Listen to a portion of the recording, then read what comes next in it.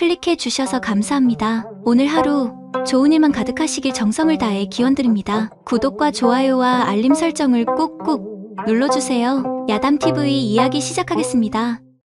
경상도 깊은 산골, 안개가 자욱한 새벽녘이었습니다.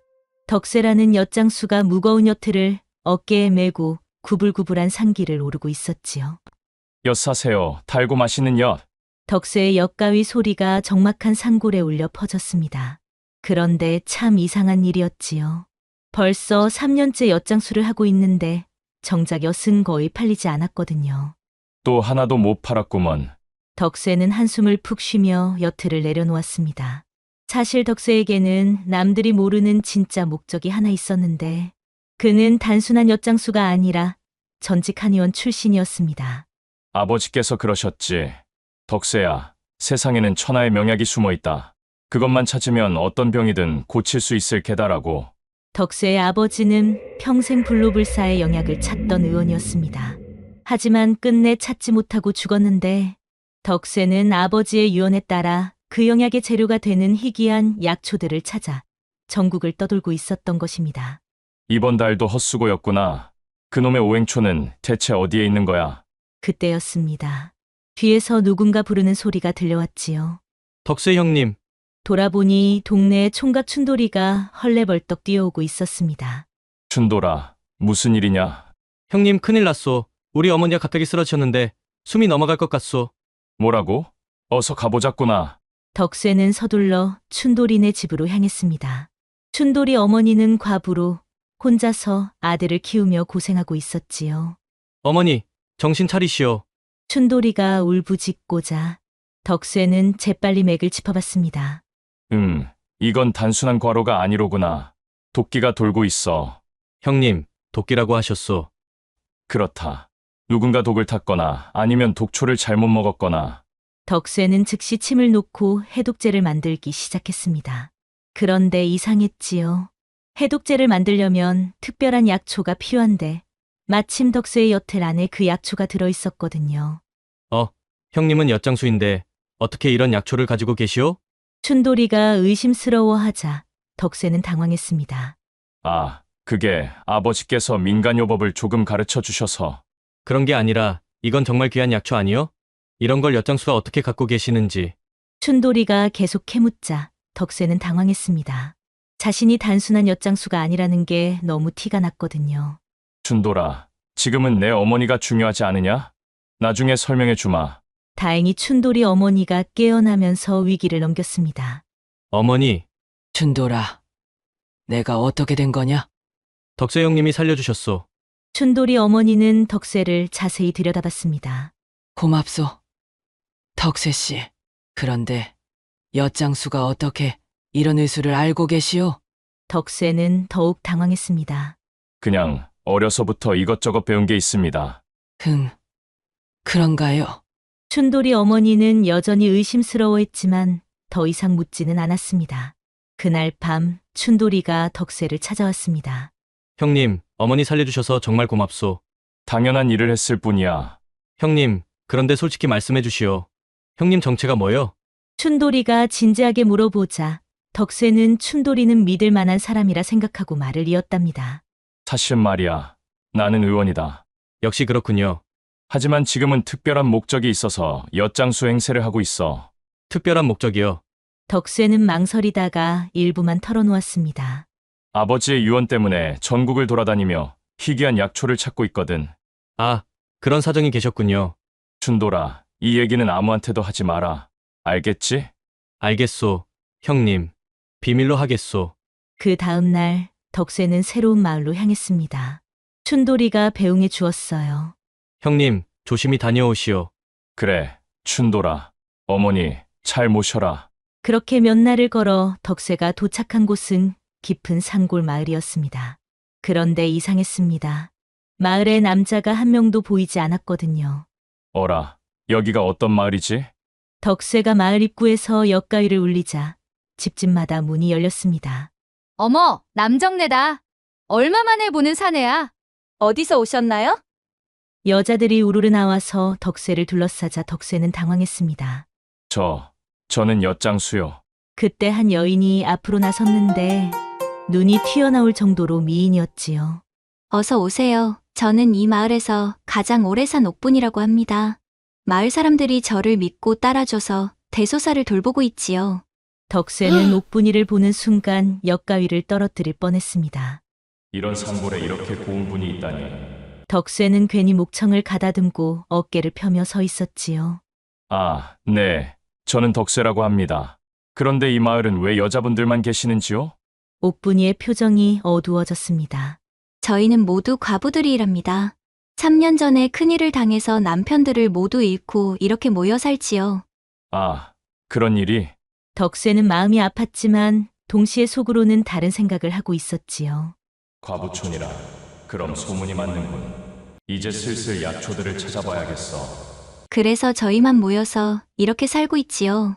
하지만 남자 손이 필요한 일들이 많아서 늘 고생하고 있답니다. 무슨 일들인지요? 지붕 수리, 무거운 건 나르기, 농사일 등 여자 힘으로는 힘든 일들이 많지요.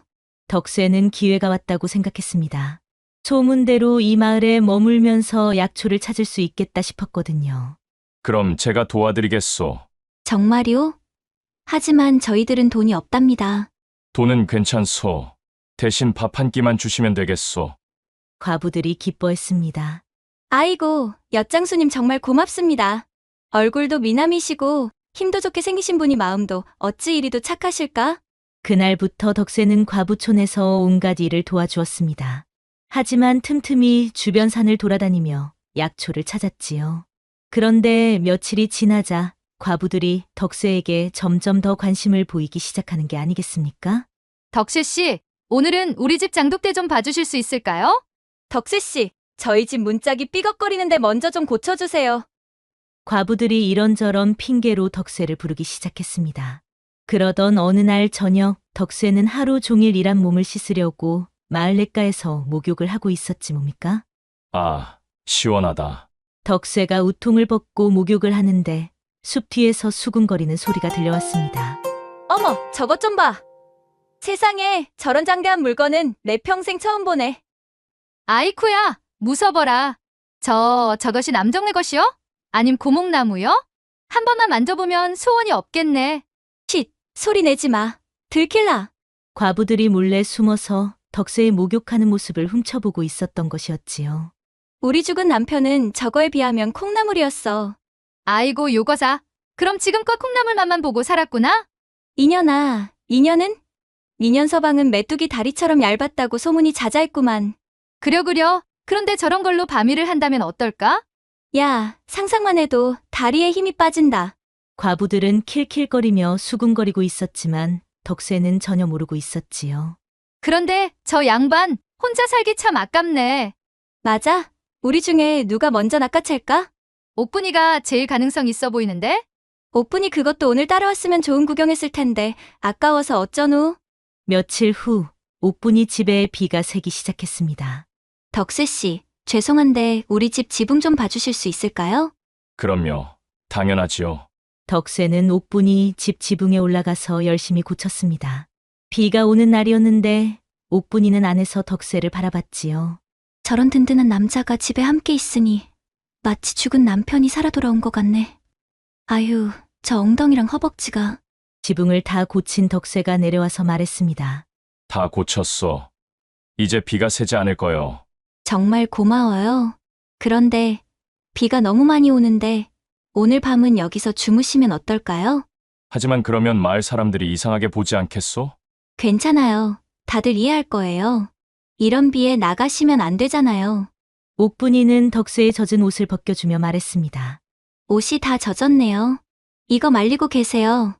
고맙소. 덕세가 윗옷을 벗자 옥분이는 그의 탄탄한 몸을 보고 숨이 막혔습니다. 정말 듬직하시네요.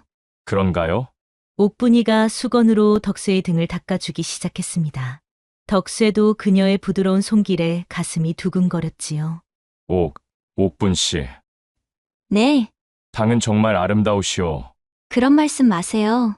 저는 그냥 시골 과부일 뿐이에요. 아니요. 정말 아름답소. 덕세가 옥분이의 손을 잡자 옥분이는 얼굴이 빨갛게 달아올랐습니다. 덕세씨, 저는 오랫동안 혼자 살았어요. 정말 외로웠고요. 나도 마찬가지요. 두 사람은 서로를 바라보며 가까워졌습니다. 옥분이가 덕세의 가슴에 손을 대자 덕세의 심장이 빠르게 뛰었고 덕세는 더 이상 참을 수 없었습니다. 옥분이, 덕세 씨, 그때 갑자기 옥분이가 덕세의 아래쪽을 만졌는데 어머, 과부들 소문이 맞았네요. 무슨 소문이요? 이런 건 감춘다고 감출 수 있는 게 아니에요. 어서 누우세요. 옥분이가 대담하게 말하자 덕세는 당황했습니다. 하지만은 무슨, 과부가 되고 나서 이런 걸 본 게 처음이에요.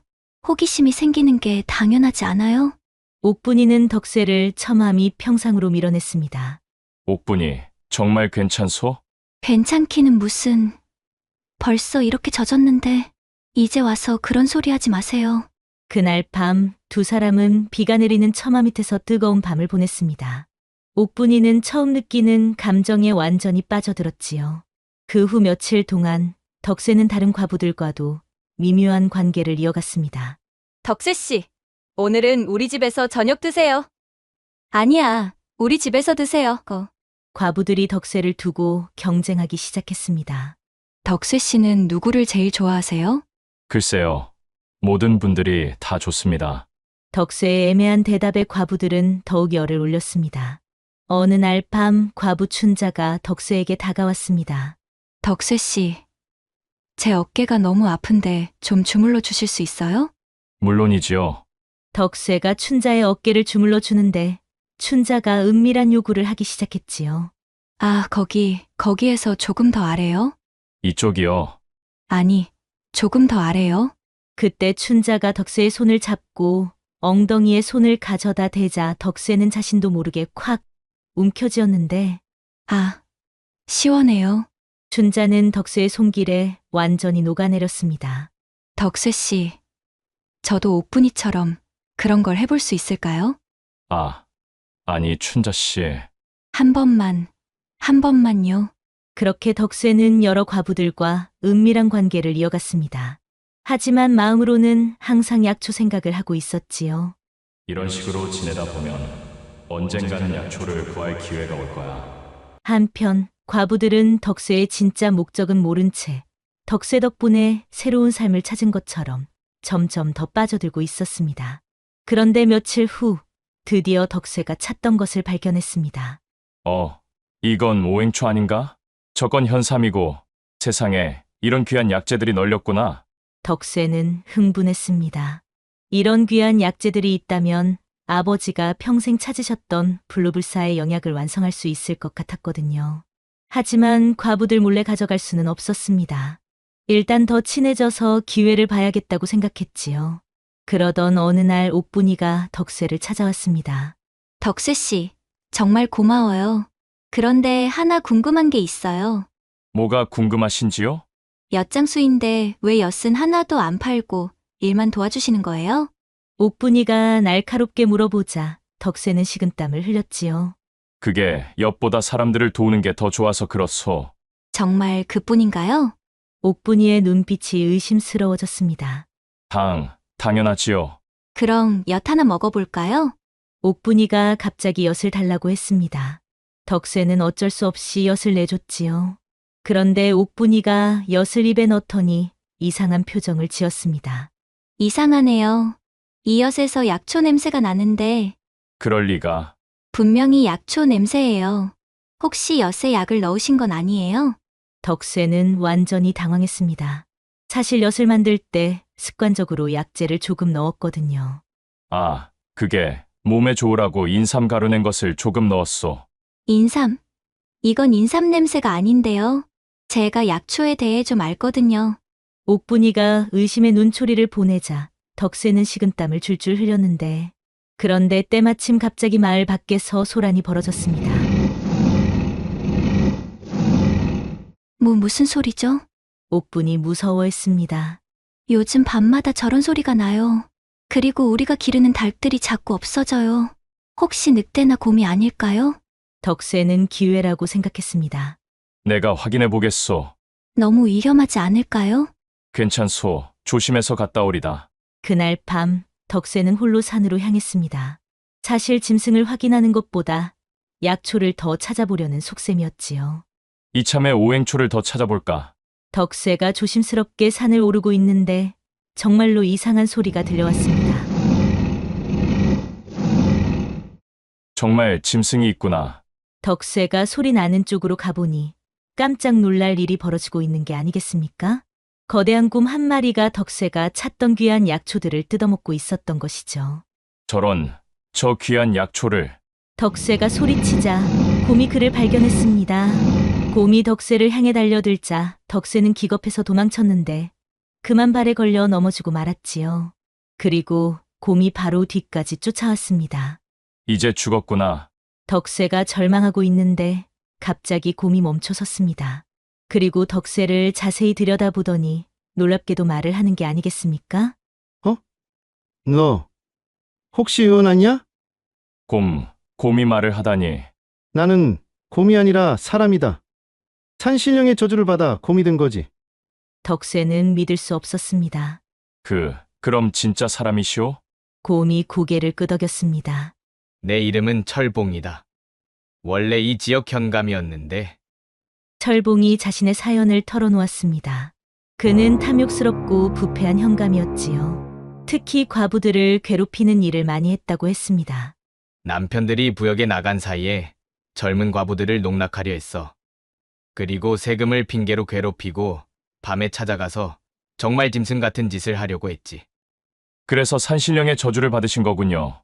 그렇다. 하지만 산신령께서 한 가지 희망을 주셨어. 진심으로 사람들을 도우는 선량한 의원을 만나면 원래대로 돌아갈 수 있다고 하셨거든. 그래서 이 산에 계신 거요? 선량한 의원을 기다리시려고. 맞다. 산신령께서 이 산에서 기다리라 하셨거든. 그런데 약초를 자꾸 먹는 건 곰의 본능 때문이야. 어쩔 수가 없어. 혹시 당신이 의원은 아니겠지? 철봉이 희망적으로 물어보자 덕세는 고민에 빠졌지요. 사실은 의원이요. 정말이냐? 그렇소. 하지만 아직 실력이 부족해서 전국을 돌며 공부하고 있소. 철봉이 눈물을 흘렸습니다. 드디어 찾았구나. 하지만 저는 아직. 아니다. 너는 이미 충분히 선량한 의원이야. 과부촌 사람들을 도우는 걸 봤거든. 그걸 보고 계셨군요. 매일 밤 지켜봤다. 너의 선한 마음을 봤지. 아니, 잠깐, 너 혹시 이곳의 약초를 노리고 있는 거냐? 철봉이 갑자기 의심을 하자 덕세는 깜짝 놀랐지요. 그게. 너의 진짜 목적이 뭐냐? 솔직히 말해라. 덕세는 어쩔 수 없이 진실을 털어놓았습니다. 사실 저는 아버지의 유언에 따라 불로불사의 영약을 만들려고 하오. 그래서 희귀한 약초를 찾아다니는 거요. 역시 그렇군. 너도 결국 욕심쟁이였어.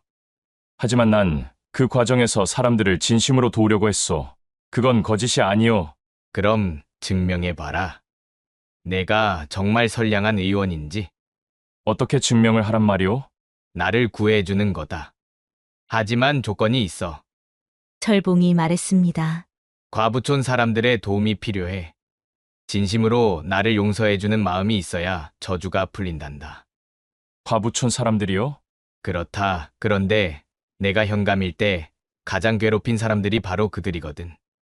남자들을 모두 위험한 부역에 내보낸 것도 나야. 거기서 사고가 나서 한꺼번에 죽었지. 덕세는 놀랐습니다. 철봉이 바로 과부들의 원수였던 거였지요. 그런데 과부들이 과연 용서해 줄 것 같소? 그건 모르겠다. 하지만 시도해봐야지. 그런데 너에게도 시험이 있다. 내게 말이요? 내가 정말 선량한 의원이라면 불로불사의 영약보다 사람들의 생명을 더 소중히 여길 거야. 과연 그럴 수 있겠냐? 덕세는 깊은 고민에 빠졌습니다. 그리고 다음 날 덕세는 과부들에게 모든 것을 털어놓기로 결심했습니다. 여러분, 제가 고백할 일이 있소. 과부들이 모여들었는데 옥분이가 의심스러운 눈으로 덕세를 바라봤지요. 역시 뭔가 숨기고 있었군요. 죄송하오. 나는 사실 의원이오. 의원이라고요? 그리고 어젯밤에 그 이상한 소리의 정체를 확인했소. 과부들이 긴장했습니다. 정말요? 뭐였어요? 곰이었소. 하지만 그냥 곰이 아니라 말을 하는 곰이었소. 말을 하는 곰이라고요? 그렇소. 그리고 그 곰이 자신은 원래 사람이었다고 했소. 이름이 철봉이라고. 그 순간 과부들의 얼굴이 하얗게 질렸습니다. 뭐라고? 철봉이라고 했어요? 그렇소. 그놈이 아직 살아있다고요? 옥분이가 분노하며 떨리는 목소리로 물어봤습니다. 바로 그놈 때문에 우리가 이렇게 됐는데. 다른 과부들도 화를 냈지요. 그놈이 남편들을 모두 위험한 구역에 내보냈거든. 거기서 사고가 나서 우리가 이렇게 됐는데.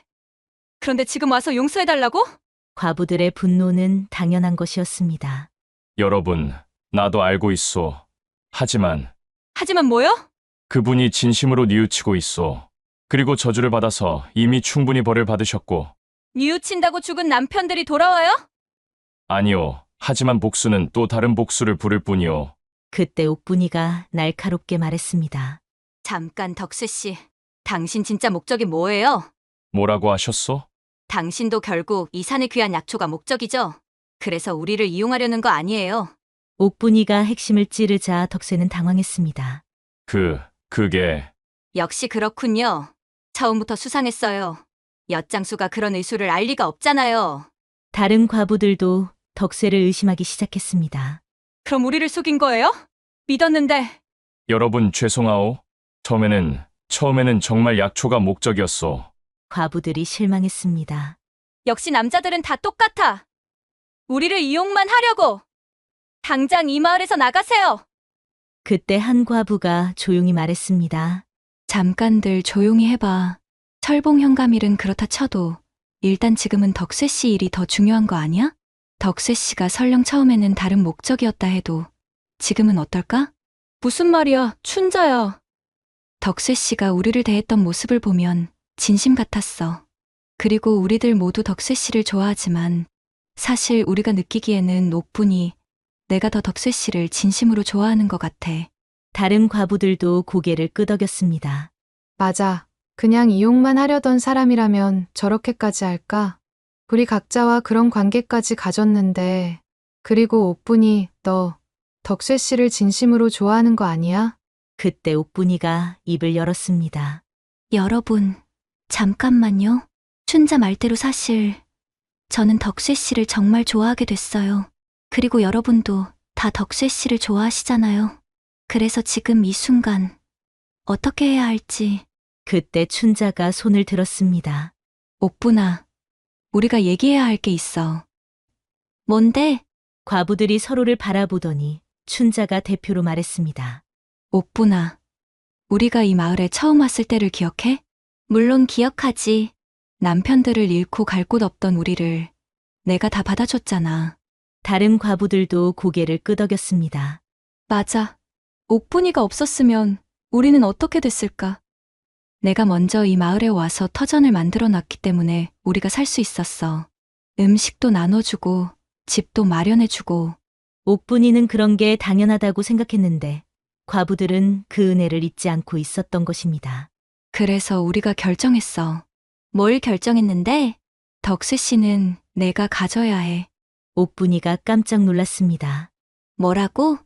우리도 덕수 씨를 좋아하지만 내가 더 먼저였고 더 깊이 빠진 것 같아. 그리고 우리 은인인 내가 행복해야 우리도 행복해. 춘자가 옥분이의 손을 잡고 말했습니다. 옥분아, 덕수 씨와 행복하게 살아. 그게 우리 소원이야. 정말 괜찮아? 괜찮기는 무슨, 우리가 응원한다고. 과부들의 말에 옥분이는 눈물을 흘렸습니다. 고마워. 정말 고마워. 그 감동적인 장면을 지켜본 덕쇠는 마음이 뭉클해졌습니다.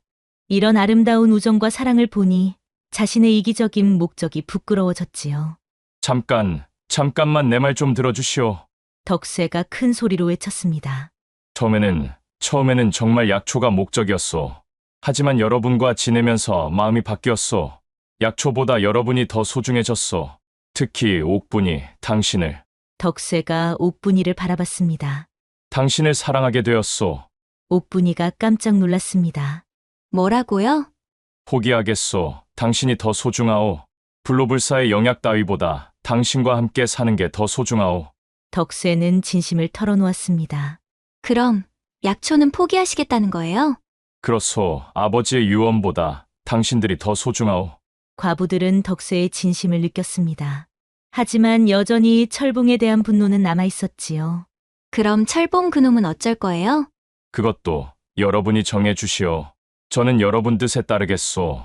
과부들은 밤새 회의를 했습니다. 다음 날 아침 옥분이가 덕세를 찾아왔습니다. 덕세 씨, 결정했어요. 어떻게 하시기로요? 일단 그놈을 직접 봐야겠어요. 정말로 뉘우치는지. 좋은 생각이오. 하지만 조건이 있어요. 무슨 조건이오? 당신이 정말로 우리를 사랑한다면 평생 이 마을에 머물겠다고 맹세하세요. 맹세하겠소. 그리고 저와 혼인해 주세요. 정말이오? 이런 저를 받아주시겠다고? 네. 그런데 정말 말씀하셨던 것처럼 약초를 포기하실 수 있으세요? 덕세는 잠시 고민했습니다. 아버지의 평생 소원이었던 불로불사의 영약. 하지만 옥분이를 보니 그런 것보다 더 소중한 게 있다는 걸 깨달았지요. 포기하겠소. 당신이 더 소중하오. 그날 산에서 철봉을 만나는 자리가 마련되었습니다. 과부들이 모두 모여서 철봉과 대면했지요. 그런데 거대한 곰의 모습으로 나타난 철봉을 보고 과부들은 무서워 떨었습니다. 정말 철봉, 현감이 맞소? 옥분이가 떨리는 목소리로 물어봤습니다. 맞다. 나는 현감이었던 철봉이다. 너희들에게 못할 짓을 한 그 철봉이야. 곰의 모습이지만 사람의 말을 하니 더욱 기괴했습니다. 저놈이 정말 그놈이야. 한 과부가 주저앉으며 울부짖었습니다. 내 남편을 죽인 원수. 우리를 농락하려 했던 짐승. 과부들의 분노가 폭발했습니다. 철봉은 고개를 숙이며 말했지요. 정말 미안하다. 내가 짐승보다 못한 짓을 했소. 미안하다고? 그걸로 끝이야? 아니다. 내가 평생, 아니, 내가 사람으로 돌아간다면 평생 속죄하며 살겠다. 너희들을 위해 무엇이든 하겠어. 여러분, 복수보다는 용서가 더 큰 힘을 갖고 있어. 철봉 어른도 진심으로 뉘우치고 계시니 덕세 씨, 당신은 당해보지 않아서 그런 소리를 하는 거예요. 옥분이가 화를 냈습니다. 그 놈 때문에 우리가 얼마나 고생했는데. 하지만 그때 한 늙은 과부가 조용히 말했습니다. 잠깐 진정들 해보자. 복수를 한다고 해서 죽은 남편들이 돌아오나? 할머니, 그리고 저놈도 이미 충분히 벌을 받았잖아. 사람에서 짐승이 되어서 3년이나 산에서 살았어. 과부들이 고민에 빠졌습니다. 할머니 말씀도 맞지만, 하지만 그냥 넘어갈 수는 없어요. 그때 철봉이 산신령의 허락으로 갑자기 인간의 모습으로 변했습니다. 여러분, 중년의 남자 모습으로 나타난 철봉이 모든 과부들 앞에서 무릎을 꿇었습니다. 여러분들께 정말 죽을 죄를 지었소. 내가 짐승만도 못한 짓을 했소. 철봉은 머리를 바닥에 찌우며 사죄했습니다. 이마에서 피가 났지요. 그만해요. 그렇게 한다고 해서 해결되지 않아요. 아우, 내가 그대들에게 저지른 죄를 생각하면 나는 지금 당장 죽어도 마땅하오. 하지만 죽기 전에 꼭 해야 할 일이 있어. 철봉이 뒤를 돌아보며 말했습니다. 저기 보이는 동굴에 내가 숨겨둔 것이 있어. 과부들이 의심스러워했지만 덕세와 함께 철봉을 따라갔습니다. 그런데 동굴 안에는 정말 놀라운 광경이 펼쳐져 있었습니다. 온갖 금은보화가 산더미처럼 쌓여 있었거든요. 이게 다 뭐예요? 과부들이 놀라서 물어봤습니다. 이것은 내가 현감으로 있을 때 부정하게 모은 돈이오. 이 모든 것을 여러분께 돌려드리고 싶소. 이렇게 많은 돈을요? 그리고 제가 알고 있는 모든 토지 문서도 여기 있소. 이것도 모두 여러분 것이오. 철봉은 진심으로 참여하고 있었습니다. 정말 뉘우치는 거예요? 그렇소. 지난 3년간 매일매일 후회했소. 어떻게 하면 여러분께 용서받을 수 있을까만 생각했었소. 철봉의 진심에 과부들의 마음이 조금씩 흔들리기 시작했습니다. 하지만 우리 남편들이 죽은 건 어떻게 할 거예요? 그것은 제가 평생 속죄로 갚겠소. 여러분의 노예가 되어서라도 반드시 갚겠소. 그때 갑자기 하늘에서 번개가 치면서 산신령이 나타난 게 아니겠습니까? 그런데 겉모습은 70대 노인처럼 보였지만 이상하게 목소리는 중년 남성의 목소리를 가지고 있었지요. 철봉아, 내가 진심으로 뉘우치는구나. 산신령님, 그리고 이 선량한 과부들아, 너희들도 용서의 마음을 보이고 있구나. 과부들이 떨며 절했습니다. 이제 시험의 시간이다. 진정한 용서가 무엇인지 보여주어라. 산신령의 말에 모든 사람들이 긴장했습니다. 철봉아, 내가 정말 변했다면 이 시험을 통과해야 한다. 무슨 시험입니까? 내 앞에 두 가지 선택이 있다. 첫째는 원래대로 돌아가서 편안히 사는 것. 둘째는 이 과부들을 위해 평생 고생하며 사는 것이다. 철봉은 망설임 없이 대답했습니다. 두 번째를 선택하겠습니다. 좋다. 그럼 과부들아, 너희들도 선택해야 한다. 철봉을 용서할 것인가, 복수할 것인가? 과부들은 서로를 바라보았고 오랜 고민 끝에 마침내 옥분이가 입을 열었지요. 저희는 용서하겠습니다. 정말이냐? 네. 하지만 조건이 있어요. 정말로 평생 우리를 위해 일하겠다고 맹세해 주세요. 철봉이 큰 절을 올렸습니다. 맹세합니다. 평생 여러분을 위해 살겠습니다. 그 순간 하늘에서 다시 번개가 치자 철봉의 저주가 완전히 풀렸습니다. 그리고 놀라운 일이 벌어졌지요. 내 몸이 왜 이렇지? 덕세가 자신의 몸을 만져봤습니다. 뭔가 달라진 것 같았거든요. 덕세야, 내게도 상을 주겠다. 내가 불로불사의 영약을 포기하고 진정한 사랑을 선택했으니 그 대신 더 큰 선물을 주마. 무슨 선물입니까? 내게 천하제일의 의술을 주겠다. 어떤 병이든 고칠 수 있는 능력을 말이다. 덕세는 깜짝 놀랐습니다. 정말입니까? 그렇다. 하지만 이 능력은 오직 남을 위해서만 써야 한다. 알겠느냐? 알겠습니다. 감사합니다.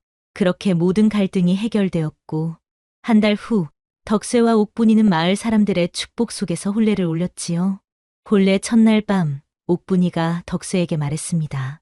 여보, 저 처음이 아닌데 괜찮을까요? 무슨 소리요? 나에게는 당신이 첫사랑이요.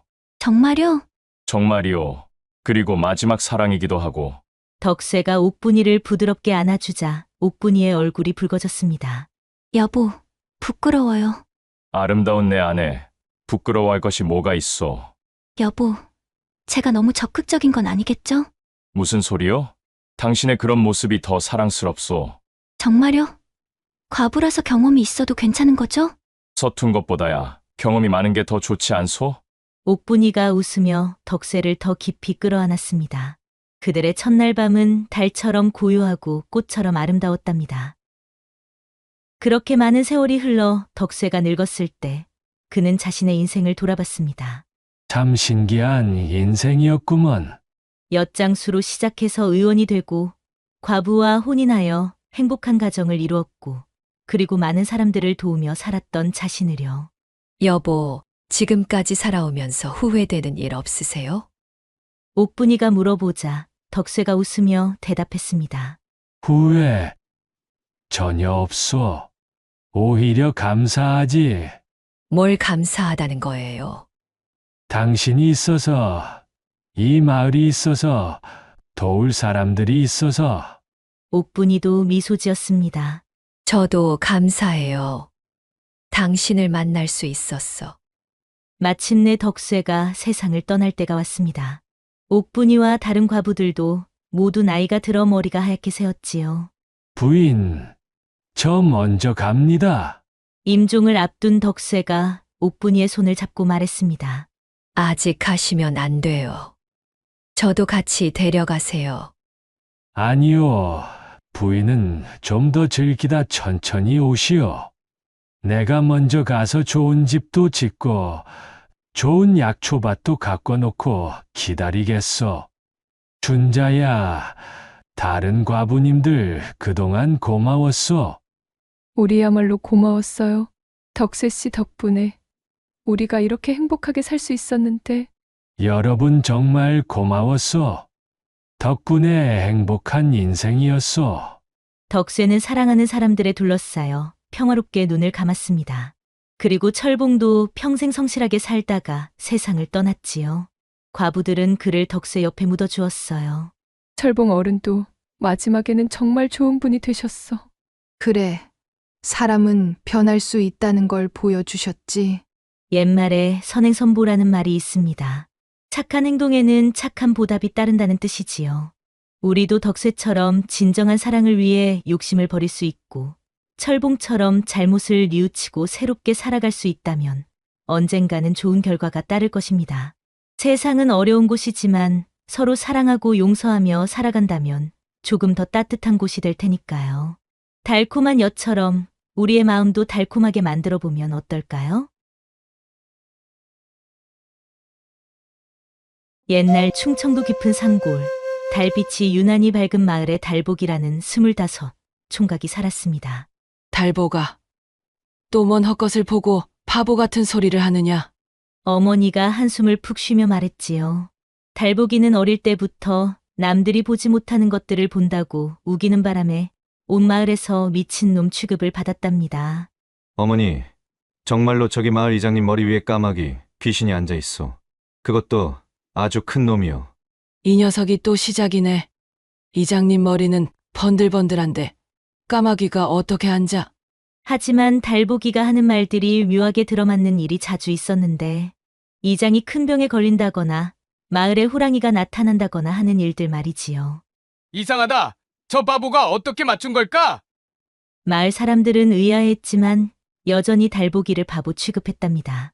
달복이 그놈 또 헛소리하고 다닌다더라. 그냥 놔둬.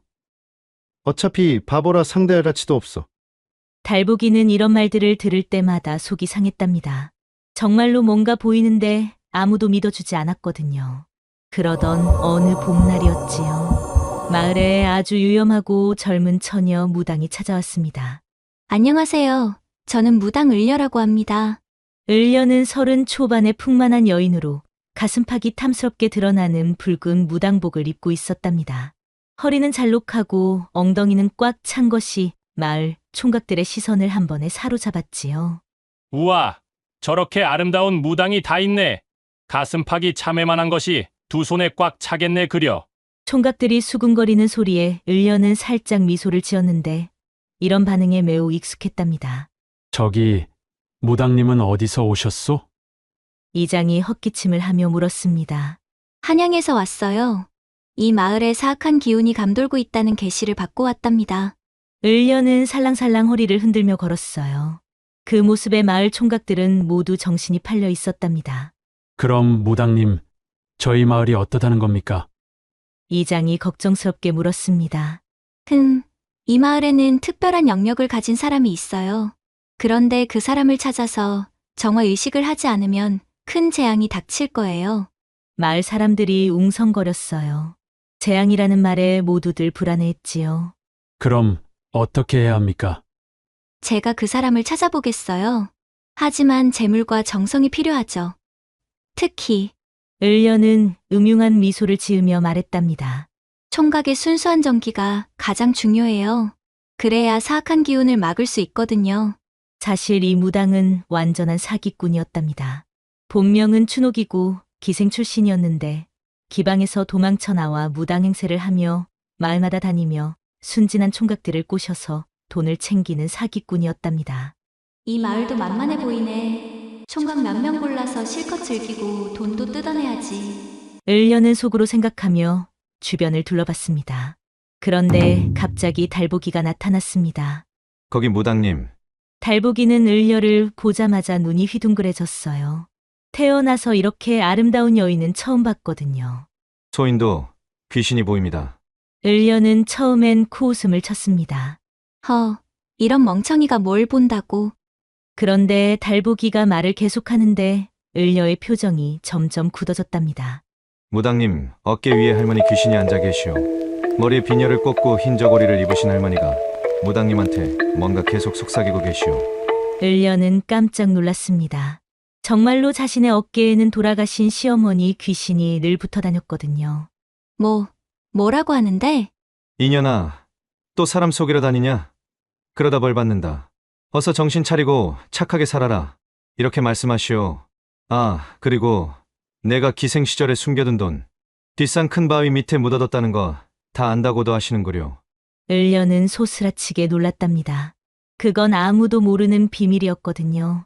이럴 수가. 정말 보이는구나. 달보기는 계속 말했습니다. 그런데 무당님, 진짜 무서운 건 저 뒤에 있는 대감님이요. 갓을 쓰고 자주색 도포를 입은 양반 귀신이 무당님을 째려보고 계시오. 을려는 등골이 서늘해졌습니다. 달보기가 말하는 게 너무나 정확했거든요. 그런데 사실 달보기는 거짓말을 하고 있었습니다. 달보기에게는 정말 특별한 능력이 있긴 했는데 귀신을 보는 게 아니라 사람의 마음과 과거를 읽는 능력이었답니다. 을려의 마음을 읽어보니 가짜 무당의 사기꾼이라는 걸 금세 알아챘지요. 그리고 을려의 과거까지 모두 읽어낼 수 있었답니다. 흥미롭군. 이 무당은 가짜로구나. 그럼 내가 한번 골려볼까? 그런데 이상하게 마음이 끌리는 여자고. 달보기는 을려를 보면서 처음으로 가슴이 두근거리는 걸 느꼈습니다. 아, 잠깐만. 달보기가 갑자기 눈을 크게 뜨며 마치 정말로 뭔가 무서운 게 보이는 것처럼 동쪽 하늘을 바라보며 말했지요. 왜 그래? 갑자기 무슨 일이야? 을려가 깜짝 놀라서 묻자 달보기는 속으로 웃음을 참으며 더욱 실감나게 연기했답니다. 저기 보이지 않으시오? 검은 구름 사이로 말을 탄 사람들이 오고 있어. 저승사자들이요. 검은 도포를 입고 갓을 쓴 사자들이 2명이나 이쪽으로 오고 있어. 을려가 달보기가 가리키는 곳을 봤는데 아무것도 보이지 않았지만 달보기의 표정이 너무나 진지하고 무서워서 덩달아 겁이 났답니다. 그들이 뭐라고 하는데? 춘옥이라는 년을 잡아와라. 무당행세를 하며 백성들을 속인 죄로 지옥에 가야 한다. 이렇게 외치고 있어. 을려는 자신의 본명을 말하는 달보기를 보며 소스라치게 놀랐습니다. 어떻게 해야 되냐? 소인이 대신 막아드리겠소. 하지만 조건이 있어. 뭐든지 할게. 말해봐. 첫째, 마을 사람들한테 사기치지 마시오. 둘째, 소인한테 진짜 무당 기술을 가르쳐 주시오. 그리고 셋째로는 달보기는 을려의 가슴팍을 힐끔 보더니 얼굴이 빨갛게 달아올랐습니다. 셋째가 뭔데? 빨리 말해. 무당님이 소인한테 여자라는 게 뭔지 가르쳐 주시오. 소인은 25이 되도록 여자 손 한 번 제대로 못 잡아봤어. 을려는 순간 어리둥절했습니다. 그런데 달보기의 순진한 표정을 보니 묘한 감정이 들었답니다. 이놈, 정말 순진한 놈이구나. 알겠어. 그럼 일단 오늘 밤 내 방으로 와. 대신 저승사자들을 막는 의식을 해야 해. 그날 저녁 달보기는 떨리는 마음으로 을려가 머무는 빈 방으로 갔답니다. 을려는 얇은 속옷 차림으로 촛불을 켜고 기다리고 있었지요. 방 안에는 향이 피워져 있었고 을려는 신비로운 분위기를 연출하고 있었는데 촛불이 흔들리며 그녀의 몸매를 더욱 아름답게 비춰주고 있었습니다. 달보가 왔구나. 정말 고마워. 내가 아니었다면 저승사자들한테 잡혀갔을 거야. 을려는 진심으로 고마워하며 말했습니다. 그런데 동시에 달보기와의 약속도 지켜야 했지요. 그런데 아까 내가 말한 셋째 조건 말이야. 아, 무당님에게 여자라는 게 뭔지 가르쳐 달라고 했던. 그래, 약속은 약속이니까. 그런데 달보가 이런 일은 아무나 가르쳐 줄 수 있는 게 아니야. 을려는 달보기 앞에 가까이 앉으며 말했어요. 특히 무당이 가르쳐 주는 것과 일반 여자가 가르쳐 주는 건 완전히 달라. 자, 이리 와봐. 을려는 달보기를 침상으로 끌고 갔답니다. 그리고 달보기의 옷고름을 하나씩 풀기 시작했지요. 무당님, 소인은 이런 일이 처음이라. 달보기의 목소리가 떨렸는데 을려는 그런 달보기의 순진한 모습을 보며 묘한 감정이 들었답니다. 달보가, 너는 정말 신기한 아이구나. 그런데 정말로 귀신이 보이는 거야? 사실은 잘 모르겠어. 어릴 때부터 다른 사람들이 보지 못하는 걸 봤는데 그게 정말 귀신인지. 달보기는 고개를 숙이며 말하자 을려가 갑자기 달보기의 턱을 들어 올렸답니다. 고개를 들어봐. 남자는 여자 앞에서 고개를 숙이면 안 돼. 을려의 손길이 달보기의 뺨을 어루만지자 달보기는 그 따뜻한 손길에 가슴이 뛰었답니다. 무당님은 왜 이런 일을 하시게 되었어? 달보기는 을려의 얼굴을 촛불빛에 비춰보며 말했는데 을려의 피부는 마치 달빛처럼 하얗고 부드러웠고 눈은 별처럼 반짝였답니다. 사실 무당님을 처음 본 순간 사람이 아니라 하늘에서 내려온 선녀인 줄 알았소. 그런데 선녀처럼 아름다우신 분이 왜 사람들에게 사기를 치시오? 순간 달보기의 순진한 질문에 을려는 자신을 이렇게 순수하게 바라보는 사람이 있다는 사실에 가슴이 아팠답니다. 달보가, 너는 정말 순수한 사람이구나. 을려는 쓴웃음을 지으며 말을 이었습니다. 선녀라, 나는 그냥 살기 위해서 이런 일을 하게 된 거야. 세상이 여자 혼자 살기엔 너무 험해서. 을려의 목소리에 슬픔이 묻어나자 그 순간 달보기가 을려의 마음을 읽어보니 깊은 상처와 외로움이 느껴졌습니다. 무당님도 많이 힘드셨구려. 뭐라고? 그렇소. 무당님 마음에서 깊은 외로움이 느껴지오. 어릴 때부터 혼자 살아오면서 아무도 믿을 수 없었고 사람들은 무당님의 몸만 원했지 진짜 마음은 봐주지 않았소. 너 정말로 사람 마음을 읽을 수 있구나. 죄송하오. 소인도 모르게 읽어지는 것이오. 하지만 무당님을 나쁘게 보지 않소. 달보기는 을려의 손을 잡으며 말했습니다. 무당님도 소인처럼 혼자였구려. 소인은 바보 취급받으며 살았고 무당님은 사기꾼 취급받으며 살았고. 을려는 달보기의 말에 가슴이 뭉클해졌습니다. 달보가, 너는 정말 특별한 사람이야. 귀신을 보는 게 아니라 사람의 마음을 보는구나. 그런 것 같소. 어릴 때부터 사람들이 겉으로는 웃으면서도 속으로는 다른 생각을 하는 걸 알 수 있었소. 그럼 내 마음도 다 보이니? 그렇소. 무당님은 지금 소인을 어떻게 해야 할지 고민하고 계시오. 소인을 이용해서 돈을 벌까도 생각해 보시고. 하지만 동시에 소인한테 묘한 감정을 느끼고 계시오. 을려는 얼굴이 붉어졌습니다. 그리고 무당님은 처음으로 진짜 누군가를 좋아하고 싶다는 생각도 하고 계시오. 을려는 완전히 놀랐습니다. 그건 자신도 몰랐던 마음이었거든요. 너, 내가 모르는 내 마음까지 읽고 있구나. 죄송하오. 그런데 소인도 무당님에게 좋은 감정을 느끼고 있어. 달보기는 용기를 내어 말했습니다. 무당님을 처음 봤을 때부터 가슴이 뛰었어. 그리고 무당님의 아픈 마음을 느끼니까 더욱 끌어오. 을려는 달보기의 진실한 눈빛을 보고 마음이 녹아내렸습니다. 달보가, 정말로 나에게 마음이 조금이라도 있는 거야? 그렇소. 무당님한테 진짜 마음이 생겼어. 무당님의 겉모습만이 아니라 속마음까지 알게 되니까 더욱 끌어오. 을려는 눈물이 핑 돌았습니다. 태어나서 처음으로 누군가가 자신의 진짜 모습을 좋아한다고 말해주었거든요. 너, 정말 신기한 놈이구나. 그럼 우리 같이 일하자. 내가 사람 마음을 읽고 나는 무당 연기를 하면 완벽하잖아. 하지만 조건이 있어. 뭔데? 정말 나쁜 사람들만 속이기로 하시오. 가난하고 착한 사람들은 오히려 도와주고 말이오. 그리고 달보기는 을려의 손을 잡으며 말했습니다. 소인과 진짜 마음을 나누어 주시오. 장난이 아니라 진심으로 말이오. 을려는 달보기의 진실한 눈빛을 보고 가슴이 뛰었습니다. 좋아. 그럼 이 순간부터 우리는 진짜 부부야. 그날 밤 두 사람은 진정한 마음을 나누었답니다. 달보기에게는 처음 경험하는 여인의 부드러움이었고 을려에게는 처음 느껴보는 진심 어린 마음이었지요. 아, 달보가. 이제 정말 내 마음이 보이니? 내가 얼마나 너를 좋아하는지? 을려는 달보기의 품에 안겨서 황홀해하며 말했습니다. 그렇소. 다 보이오. 을려. 이제 당신을 을려라고 불러도 되겠소. 그럼 이제 난 당신의 을려야. 그렇게 한바탕 요란한 폭풍이 몰아친 후 새벽이 되자 두 사람은 공격적인 계획을 세웠답니다. 자, 그럼 이제 누구부터 혼내줄까? 달보기가 마을 사람들의 마음을 하나씩 읽어보니 정말 나쁜 사람들이 몇 명 있었습니다. 첫 번째 타겟은 마을의 악덕 지주 김 부자였답니다. 김 부자는 소장농들을 괴롭히고 머슴들의 품삯을 떼먹고 심지어 어린 처녀들을 농락하기로 악명 높았지요. 김 부자가 제일 악질이오. 저 사람부터 혼내줍시다. 좋아. 그럼 어떻게 할까?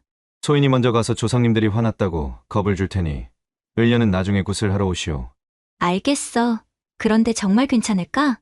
걱정 마시오. 저 사람 마음속을 보니 분명 속아 넘어갈 거예요. 그렇게 계획을 세운 달보기는 아침 일찍 김 부자 집으로 향했답니다. 김 부자는 마당에서 머슴들을 호통치고 있었어요. 야, 이놈들아! 일을 이따위로 하면 어떻게 하냐? 바로 그때 달보기가 급히 달려왔지요. 김 부자님, 큰일 났소. 달보기가 김 부자 집으로 달려가서 소리쳤어요. 뭔 소리냐? 내 놈은 바보 총각 달보기 아니냐? 댁에 조상님들 귀신이 때로 몰려와 계시오. 그것도 아주 화가 나신 상태로요. 김 부자는 달보기를 바보 취급했지만 이미 달보기에 대한 소문을 알고 있던지라 속으로는 찜찜했습니다. 그리고 자신이 워낙 나쁜 일을 많이 해서 언젠가는 벌을 받을 거라고 생각하고 있었거든요. 조상님들이 뭐라고 하는데? 저 못된 후손 때문에 저승에서 얼굴을 들 수 없다. 당장 악행을 그만두지 않으면 3대가 망한다. 이렇게 하시면서 난리요. 달보기는 김 부자의 마음에서 가장 두려워하는 것을 콕 집어서 말했습니다. 그럼 어떻게 해야 하느냐? 무당을 불러서 굿을 해야 하오. 그리고 조상님들이 말씀하시기를 소장농들한테 빼앗은 쌀을 다시 돌려주고 머슴들 품삯도 제대로 주고 특히 농락했던 처녀들한테 사과하고 위로금을 주라고 하시오. 안 그러면 김 부자님 아들이 장가도 못 가고 대가 끊긴다고 하시는구려. 김 부자는 등골이 서늘해졌습니다. 알겠다. 어서 무당을 불러와라. 그날 밤 김 부자 집에서 벌어진 구파는 정말 장관이었답니다. 을려는 붉은 무당복을 입고 방울을 흔들며 춤을 추었고 장구 소리가 밤하늘에 울려 퍼졌는데 을려의 긴 치마가 바람에 휘날리며 춤을 추는 모습은 정말 신이 내린 것 같았답니다. 김 부자, 너희 죄가 하늘에 닿았다. 을려가 방울을 흔들며 소리치자 김 부자는 벌벌 떨었습니다. 조상님들이 말씀하시기를 내가 빼앗은 쌀이 20섬, 떼먹은 품삯이 100냥, 그리고 달보기가 김 부자의 마음을 읽어 을려에게 슬며시 이야기하여 을려가 정확한 숫자를 말하자 김 부자는 완전히 기겁했답니다. 어떻게 그걸 알았지? 농락한 처녀들이 5명, 그 중에 1명은 임신까지 시켜놓고 쫓아냈지. 아이고, 그만. 알겠으니 이제 그만하시오. 김 부자는 무릎을 꿇고 빌었습니다. 지금 당장 모든 걸 돌려주지 않으면 내 아들이 장가도 못 가고 집안이 망할 것이다. 결국 김 부자는 떨리는 손으로 창고 열쇠를 내놓았어요. 알겠소. 다 돌려주겠소. 다음 날 아침 김 부자 집 마당에는 마을 사람들이 모여들었답니다. 정말로 우리 품삯을 돌려준다고? 그 못돼 처먹은 김 부자가 정말? 이보시오들, 그동안 내가 정신이 나갔었소. 내가 잘못했소. 그러니 너그러이 용서해 주시오. 소장농들에게는 빼앗은 쌀을 2배로 돌려줬고 머슴들에게는 밀린 품삯의 이자까지 쳐서 줬답니다. 농락당한 처녀들에게는 위로금으로 은 10냥씩 줬지요. 아이고, 이게 꿈인가 생신가? 김 부자가 정말 돈을 돌려주네. 그리고 을녀에게는 굿값으로 금 20냥을 줬답니다. 당시로서는 엄청난 큰 돈이었지요. 그날 저녁 달보기와 을려는 자기들 몫으로 받은 돈을 어떻게 할지 의논했답니다. 이 돈을 우리가 다 가져도 되는 것이오? 달보기가 금덩이를 만지며 말했습니다. 당연히 안 되지. 우리가 이런 일을 하는 이유가 뭐야? 을려가 미소를 지으며 대답했습니다. 을려, 그럼 어떻게 하면 좋겠소? 마을에서 가장 가난한 사람들한테 나눠줘요. 과부 할머니들, 고아들, 병든 사람들. 다음 날부터 달보기와 을려는 마을을 돌아다니며 돈을 나눠줬답니다. 고아 아이들에게는 따뜻한 옷을 사줄 돈을 줬고 병든 사람들에게는 약값을 줬답니다. 가난한 총각에게는 장가갈 돈을, 어려운 처녀에게는 혼수 장만할 돈을 줬고 자신들을 위해서는 아주 작은 돈만 남겨두고 나머지는 모두 나눠줬답니다. 이제 우리도 정말 좋은 일을 한 것 같아. 그렇소. 이런 기분은 돈보다 훨씬 좋소. 두 사람은 서로를 바라보며 행복한 미소를 지었답니다. 이런 식으로 달보기와 을려는 마을의 악한 사람들을 하나씩 혼내주었고 마을은 점점 평화로워졌습니다. 달보기가 정말 신통력이 있었구나. 그래. 우리가 바보 취급한 게 미안하다. 앞으로는 달보기 말을 잘 들어야겠어. 마을 이장도 달보기에게 정중하게 인사했답니다. 달보기, 그동안 미안했네. 자네가 이렇게 대단한 사람인 줄 몰랐어. 괜찮소, 이장님. 혹시 우리 마을에 또 무슨 일이 일어날지 미리 알 수 있겠나? 지금으로는 큰 문제는 없어 보이오. 다만 뭔가? 외지에서 우리를 의심하는 사람들이 올 것 같소. 조심해야 할 것 같소. 정말로 달보기의 말대로 얼마 후 이상한 일이 벌어졌는데 마을에 수상한 상인들이 나타나서 달보기와 을려의 일거수일투족을 살피기 시작한 거였답니다. 저 사람들이 왜 우리를 그렇게 쳐다보지?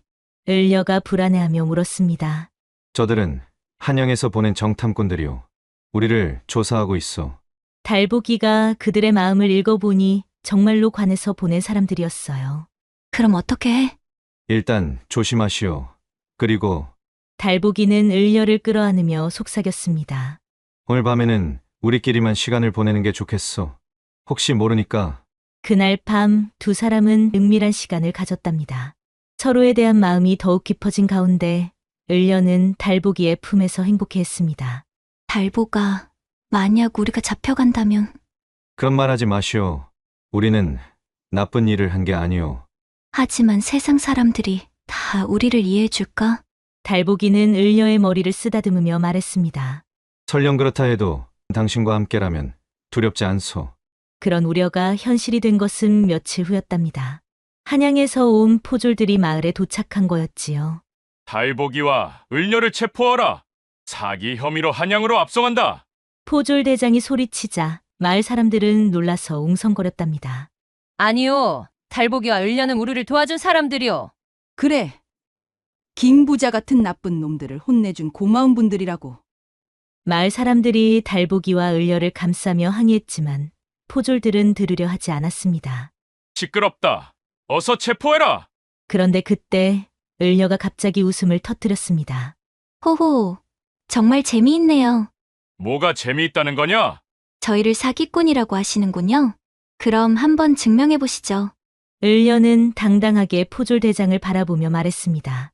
포졸 대장님, 당신 지금 무슨 생각하고 있는지 맞춰볼까요? 무슨 소리냐? 달보기가 포졸 대장의 마음을 읽어보더니 놀라운 말을 했어요.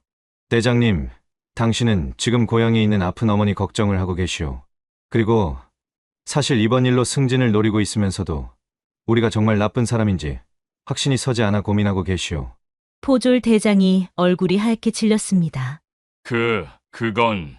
그리고 당신 부하 중에 한 명은 지금 우리를 체포하면 상금을 받을 수 있을까 생각하고 있고 또 다른 한 명은 마을 처녀가 예뻐서 자꾸 쳐다보고 있어.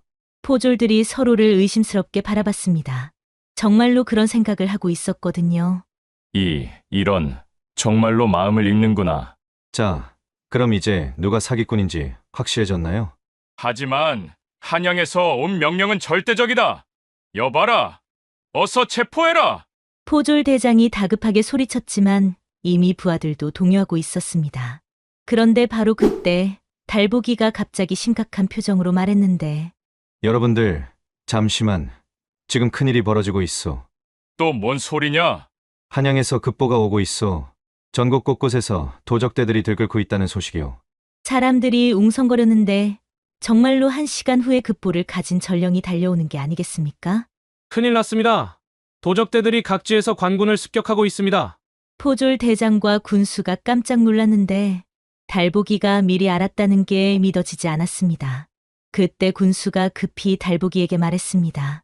달보기, 내가 도적들의 소굴을 찾을 수 있겠느냐? 해보겠소. 달보기는 마을 곳곳을 돌아다니며 사람들의 마음을 읽어봤답니다. 그런데 놀라운 사실을 발견했지요. 군수님, 큰일이요. 도적들이 이미 마을 안에 들어와 있어. 뭐라고? 마을 사람들 중에 몇 명이 도적들과 내통하고 있는데 그들이 길잡이 역할을 하고 있어. 달보기가 손가락으로 가리킨 사람들은 평소 믿을만해 보였던 사람들이었는데 마을 대장장이, 여관 주인, 심지어 아전의 신복까지 모두 도적대들의 길잡이 역할을 하고 있었지요. 설마 저 사람들이? 그렇소. 그들 마음에서 도적들과 약속한 신호와 계획이 다 보이오. 오늘 밤달이 뜨면 마을을 습격할 예정이오. 그러자 군수가 급히 포졸들을 풀어서 그들을 잡게 했는데 과연 그들을 조사해보니 모두 도적대와 연결되어 있었답니다. 이런, 달보기가 아니었다면 우리 마을이 몰살당할 뻔했구나. 포졸 대장도 이제 달보기의 능력을 완전히 믿게 되었습니다. 이런 상황에서 우리를 잡아가봤자 무슨 소용이 있겠어요? 차라리 우리 능력을 이용해서 도적들을 막는 게 낫지 않겠어요? 을려가 말하자 포졸 대장이 망설였습니다. 명령도 중요하지만 나라의 위기가 닥친 상황에서 이런 능력자들을 잡아가는 게 맞는지 확신이 서지 않았거든요. 하지만 문제는 여기서 끝이 아니었습니다. 그날 밤 마을에 정말로 도적들이 나타난 거였답니다. 불이야! 불이야! 마을 한쪽에서 갑자기 불길이 치솟았는데 사람들이 불을 끌어 달려가는 사이 검은 그림자들이 마을 곳곳에서 나타났답니다. 모두들 조심해. 도적들이다. 포졸들이 칼을 뽑으며 소리쳤지만 도적들의 움직임은 번개처럼 빨랐습니다. 그런데 바로 그때 거대한 사내가 마을 광장에 나타났습니다. 키가 장정 2명을 합친 것만 했고 어깨는 문짝처럼 넓었지요. 그하! 내 놈이 달보기로구나! 도적 두목이 우렁찬 목소리로 소리쳤는데 그런데 이상했습니다. 분명 을려는 달보기 옆에 있었는데 어느새 사라져 있었거든요. 을려는 어디 갔지? 달보기가 주위를 둘러보는데 도적 두목이 비웃으며 말했습니다. 여자를 찾고 있나? 아! 내 부하들이 이미 들은 곳으로 데려갔다! 정말로 불이 나면서 혼란이 벌어지는 사이에 도적 두목의 부하들이 을려를 납치해 간 거였답니다. 을려를 어디로 데려갔느냐? 내 놈 때문에 내 부하들이 모두 잡혔다! 먼저 너부터 해치우고 그 다음에 여자는 천천히 데리고 놀 테니 걱정하지 마라! 도적 두목은 놀라운 무공을 보였어요. 포졸 10명을 단숨에 쓰러뜨리고 달보기에게 다가왔답니다. 그의 검법은 마치 용이 하늘을 나는 것 같았지요. 어떻게 내 계획을 알아냈느냐? 사람의 마음을 읽었을 뿐이요. 하! 그런 허황된 소리를! 그럼 내 마음도 읽어봐라! 달보기가 도적 두목의 마음을 읽어보니 충격적인 사실이 드러났습니다. 당신은 원래 관군이었어. 부모님의 억울한 죽음을 복수하기 위해 도적이 되신 거요? 도적 두목이 깜짝 놀랐습니다. 뭐라고? 당신 부모님은 탐관오리들 때문에 억울하게 죽으셨어. 그래서 당신은 그런 나쁜 관리들만 골라서 습격하고 있는 거요. 그걸 어떻게? 하지만 당신은 무고한 백성들은 한 번도 해치지 않으셨어. 오히려 가난한 사람들에게 나눠주기까지 하시고 말이오. 도적 두목의 손이 떨렸습니다. 당신은 도적이 아니라 의적이요. 우리와 같은 편이요. 같은 편이라고? 그렇소. 우리도 나쁜 사람들만 혼내주고 착한 사람들을 도와주고 있어. 달보기의 이야기를 듣고 두목은 부하를 시켜 을려를 데려오라 명하고 말을 이었습니다. 흥미롭군. 그럼 제안이 하나 있다. 어떤 제안이요? 내가 알고 있는 진짜 악한 관리들의 명단이 있다. 우리가 함께 힘을 합쳐서 그들을 혼내주는 게 어떨까? 잠시 뒤 부하들이 을려를 데려오자 도적 두목은 잠시 고민하더니 을려를 놓아줬습니다. 그리고 달보기 두목을 바라보며 미소를 지으며 말했지요. 좋은 생각이요. 그렇게 해서 달보기, 을려, 그리고 의적 두목은 한 팀이 되어 전국의 탐관오리들을 혼내주기 시작했답니다. 달보기는 마음을 읽는 능력으로 정말 나쁜 관리들을 찾아내고 을려는 무당 연기로 그들을 겁주고 의적 두목은 무력으로 정의를 실현했습니다. 몇 달 동안 이런 활동을 하면서 세 사람의 사이는 더욱 깊어졌답니다. 특히 달보기와 을려는 여행하는 동안 더욱 끈끈한 정을 나누었지요. 그러던 어느 날 밤 산속 움막에서 쉬고 있을 때였습니다. 달보가 이런 생활이 언제까지 계속될까? 을려가 달보기의 품에 안겨 말했습니다. 모르겠소. 하지만 당신과 함께라면 어디든 좋소. 정말이야? 그렇소. 당신은 소인의 전부요.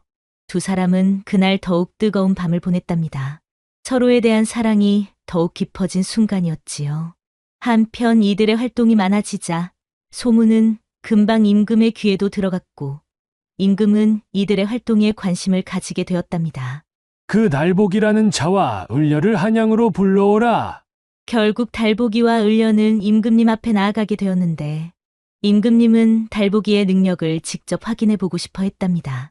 달보기, 짐의 마음을 읽어봐라. 달보기는 조심스럽게 임금님의 마음을 읽어봤습니다. 전하께서는 지금 나라 곳곳의 부정부패 때문에 고민하고 계십니다.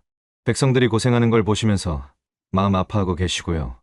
임금님은 깜짝 놀랐습니다. 그리고 전하께서는 어떤 신하들을 믿어야 할지 모르겠어서 늘 조심스러워하고 계십니다. 이럴 수가. 너는 정말로 마음을 읽는구나. 임금님은 달보기의 능력에 완전히 감탄했답니다. 달보기와 을려는 이제부터 왕실 전속 조사관이다. 지금부터 부정부패를 척결하는 일을 도와달라. 하지만 달보기와 을려는 정중히 말했습니다.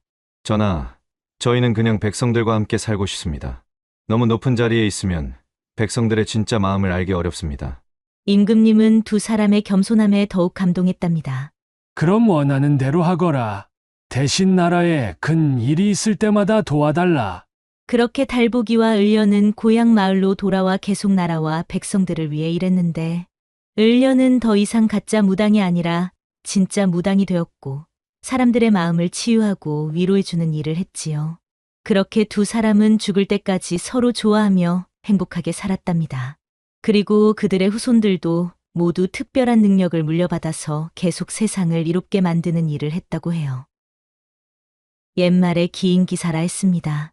특이한 사람에게는 특이한 일이 따른다는 뜻으로 평범하지 않은 능력을 가진 사람은 평범하지 않은 일을 해낼 수 있다는 의미이지요. 달보기와 을려처럼 특별한 재능을 가진 사람들이 그 능력을 선하게 사용할 때 세상에 기적 같은 일들이 일어날 수 있다는 교훈을 담고 있습니다. 그런데 시청자 여러분, 달보기처럼 마음을 읽는 능력이 있다면 이성이 진짜 나에게 원하는 게 뭔지 또 무엇을 생각하는지 알고 싶지 않으세요? 옛날 옛적 황해도 해주 땅에 벌거숭이 의원이라 불리는 괴짜가 살고 있었습니다. 그의 본명은 독구 구절초였지만 사람들은 모두 그를 벌거숭이 의원이라 불렀지요. 왜냐하면 환자를 진료할 때마다 옷을 훌을 벗어 던지고는 속옷 차림으로 맥을 짚는 기이한 버릇이 있었기 때문입니다. 아이고, 의원님, 또 옷을 벗으시게요? 아, 이보시오. 내가 왜 옷을 벗는지 아나? 천지의 기운을 온몸으로 느껴야 정확한 진맥이 가능하다네.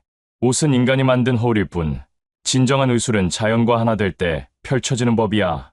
사람들은 그의 괴팍한 성격 때문에 기피했지만 그의 의술만큼은 신통방통했습니다. 죽어가던 환자도 그의 손만 거치면 벌떡 일어나곤 했지요. 하지만 구절초에게는 남에게 말하지 못하는 비밀이 있었습니다. 그는 사실 몰락한 의학명가의 후손이었지요. 조부는 어이까지 지낸 명문가였지만 부친이 금기시된 시체 해부술을 연구해서 가문이 풍비박산 났던 것입니다. 아버지, 시체를 칼로 가르는 일은 하늘이 금하는 일이라고 하지 않았습니까? 얘야, 사람을 제대로 살리려면 사람의 몸 속을 알아야 한다. 겉만 보고 어떻게 병을 고치겠느냐? 그리고 이 연구는 단순한 해부가 아니다. 죽음과 생명의 경계를 넘나드는 비밀을 찾는 거란다. 어린 구절초는 아버지가 밤마다 시체를 해부하며 인체의 비밀을 연구하는 모습을 지켜봤습니다. 그때 아버지는 이상한 은빛 가루를 시체에 뿌리곤 했는데 그러면 죽은 몸이 잠시 움직이기도 했지요. 하지만 이것이 발각되자 조정에서는 시신을 훼손하고 사령을 부리는 요사스러운 집안이라며 이업을 금지시켰습니다. 그날 이후 그는 정식 의원이 될 수 없었고 떠돌이 의원으로 살 수밖에 없었지요. 의원님, 혹시 어디서 의술을 배우셨어요? 다른 의원들과는 진료법이 완전히 다르시네요. 특히 몸을 직접 만져서 진맥하시는 방식이. 가끔 환자들이 묻곤 했습니다. 구절초는 몸을 직접 만져보며 뼈와 근육, 혈관의 상태까지 파악하는 독특한 방식을 썼기 때문이지요. 그런 거 신경 쓰지 말고 내 말만 잘 들으시게. 이 약을 하루 3번씩 먹으면 나을 것이야. 구절초는 항상 화제를 돌렸습니다. 아버지의 금기 연구 때문에 정식 의원 자격을 박탈당한 과거를 드러내고 싶지 않았던 것이지요. 하지만 그 덕분에 다른 의원들이 모르는 인체의 비밀을 알고 있었고, 그래서 더 정확한 진단과 치료가 가능했습니다. 그런 어느 날, 구절초는 마을 방앗간에서 떡을 빚고 있는 젊은 여인을 보았습니다. 그녀는 얼굴에 검은 천을 덮고 있어 정체를 알 수 없었지만 그 손놀림이 유난히 눈에 띄었지요. 저 여인, 뭔가 이상하구나. 보통 사람과는 다른 기운이 느껴지는데. 구절초의 의원으로서 직감이 발동했습니다. 아버지에게서 배운 생사감별법으로 보니 그녀 주변에서 묘한 금빛 기운이 감지되었던 것입니다. 이보시오. 낭자, 혹시 몸 좀 살펴봐도 되겠소? 기운이 보통과 다른 것 같은데 몸이 어디 불편한 곳은 없소? 무슨 소리를 하시는 거예요? 저희 몸을 왜 살펴본다고 그러세요? 아니요. 분명히 뭔가 이상한데.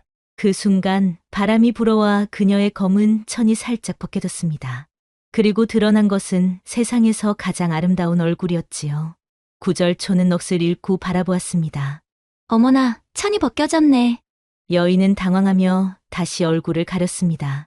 그런데 그때 구절초의 눈에 이상한 광경이 보였지요. 여인이 만지던 떡반죽이 순식간에 황금빛으로 반짝이기 시작한 것입니다. 저것이 무엇이오? 떡이 금으로 변하고 있는 것 같은데. 아무것도 아니에요. 그냥 햇빛이 반사된 거예요. 하지만 구절초는 확실히 보았습니다. 그녀의 손길이 닿는 곳마다 기이한 변화가 일어나는 것을 말이지요. 혹시 아가씨 성함이? 아니, 월선이라고 합니다. 그녀는 말을 더듬었습니다. 구절초는 뭔가 숨기는 것이 있다는 걸 직감했지요. 월선, 참 아름다운 이름이로군요. 그런데 혹시 고향이 어디신지? 저는 그냥 떠돌이에요. 특별한 고향 같은 건 없어요. 월선의 목소리에는 깊은 슬픔이 배어 있었습니다. 구절초는 그 슬픔이 단순한 것이 아님을 느꼈지요.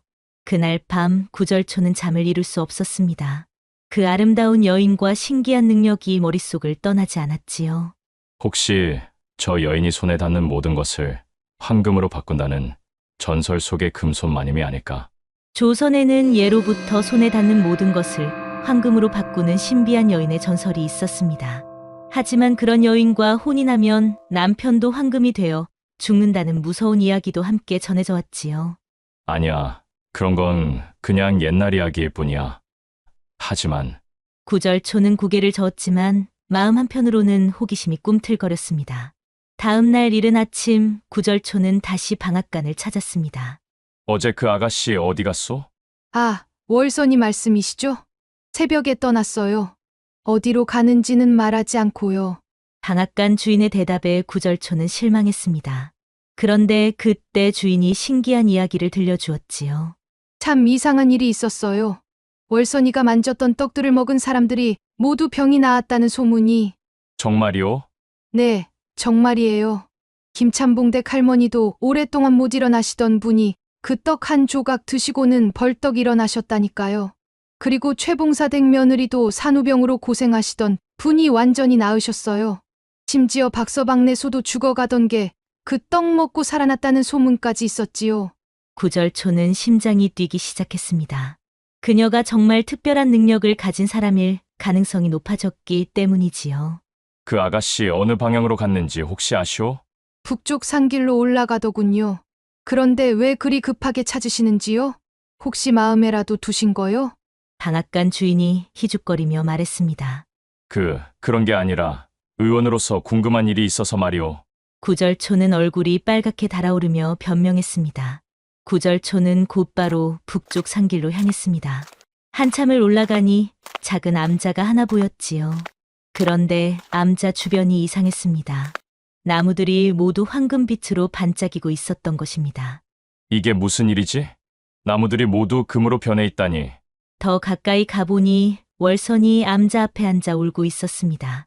그녀가 흘린 눈물이 땅에 떨어질 때마다 그곳에서 작은 금꽃들이 피어나고 있었지요. 아, 의원님. 어떻게 여기 계세요?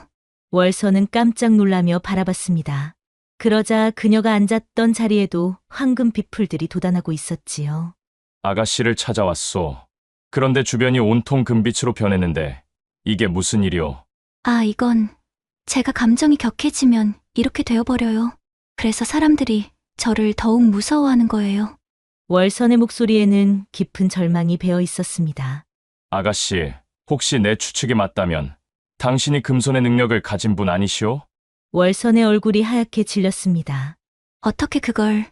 의원이니까 알 수 있소. 그런 기운은 숨길 수가 없는 것이오.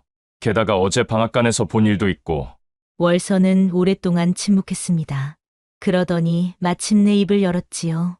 맞아요. 저는 태어날 때부터 이상한 능력을 가지고 있었어요. 월선은 천천히 자신의 이야기를 시작했습니다.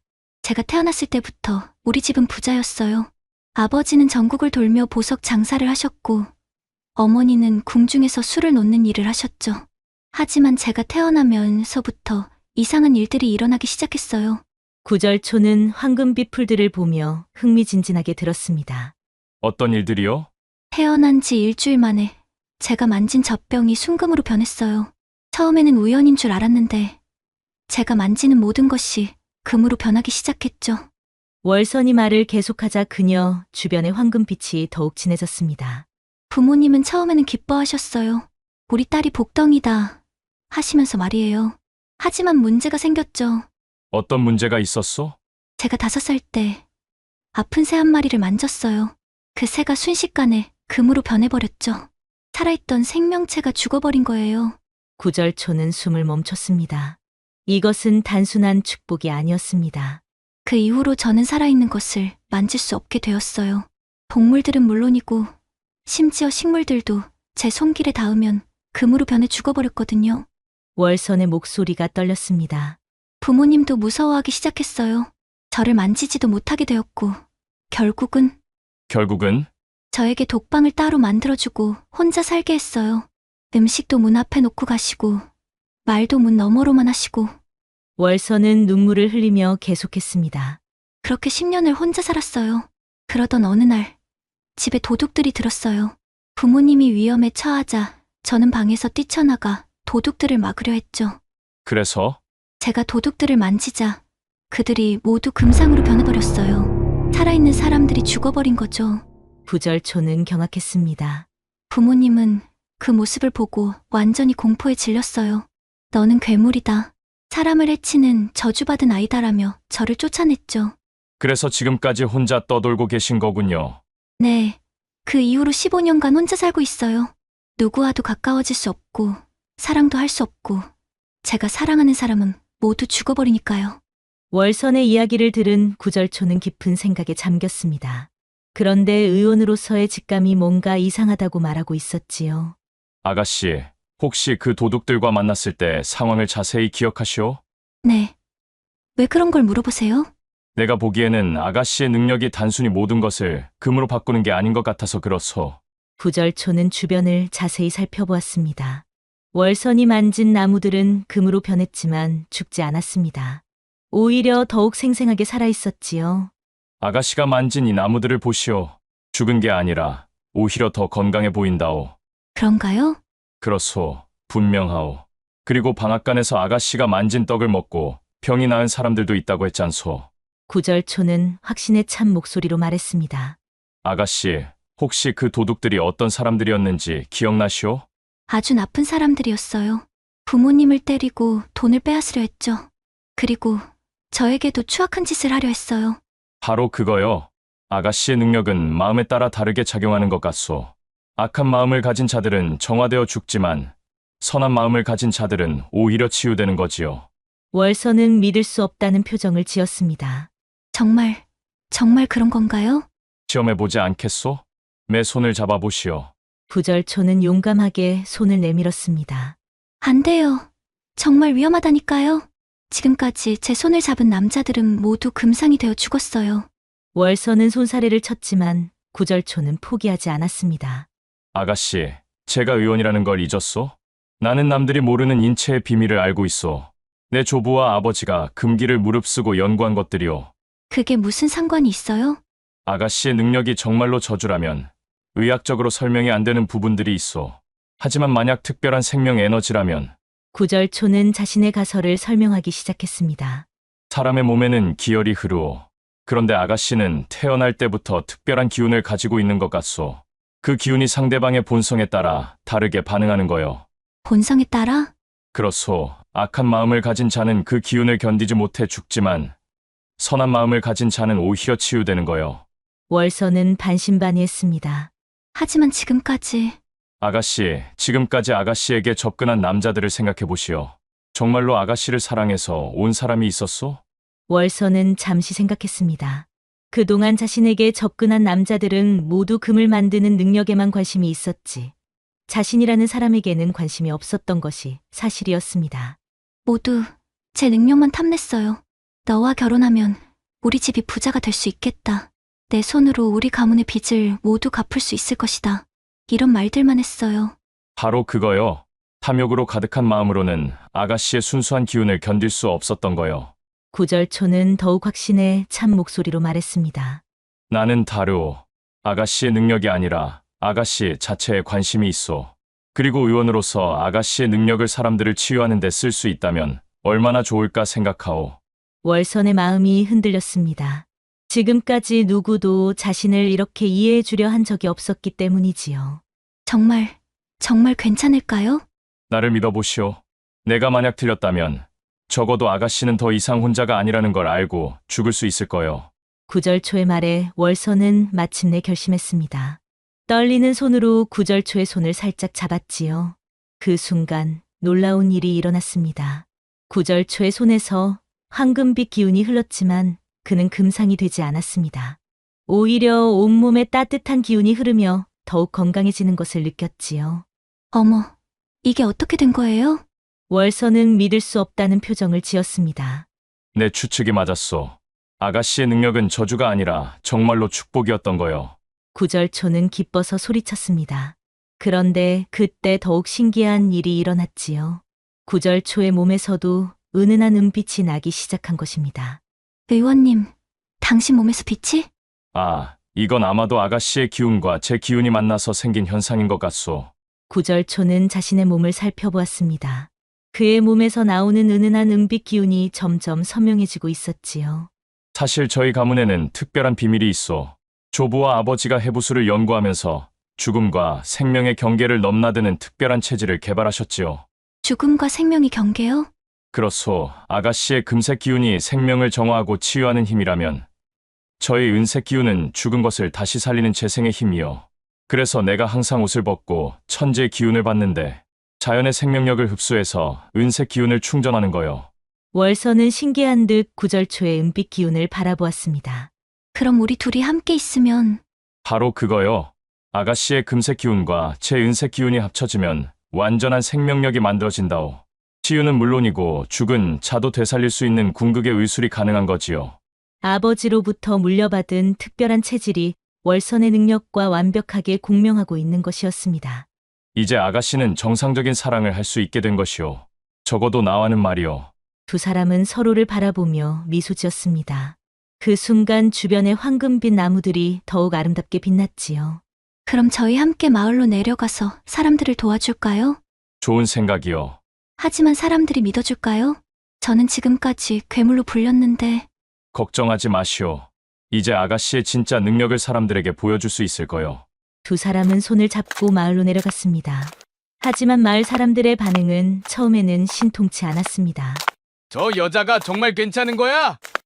혹시 우리도 금상이 되는 건 아니야? 그러게 말이야. 무서워서 가까이 갈 수가 없겠네. 소문으로는 만지기만 해도 금덩어리가 된다던데.